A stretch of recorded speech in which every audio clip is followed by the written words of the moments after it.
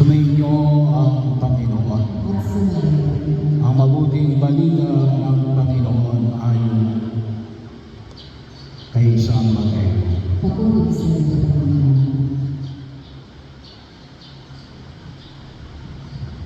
Noong panahon yon, sinabi ni Jesus sa kanyang mga alagad, "Huwag ninyong akalain na parito ako upang pawalang bisa ang kautusan at ang aral ng mga propeta. Naparito ako hindi upang pawalang bisa, kundi para ipaliwanag at ganapin ang mga iyon.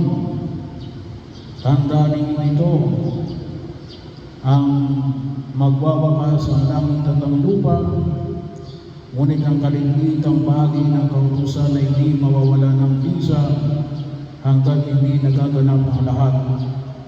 Kahit sino mang walang halaga kahit sa kalimitang bahagi nito at magtuturo ng gayon sa mga tao ay ibibilang na pinakamababa sa kaharian ng Diyos.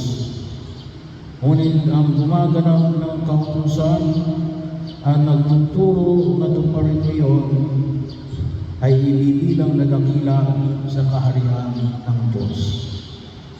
Ang mabuting balita ng Panginoon. Pinupuri ka namin, Panginoon, sa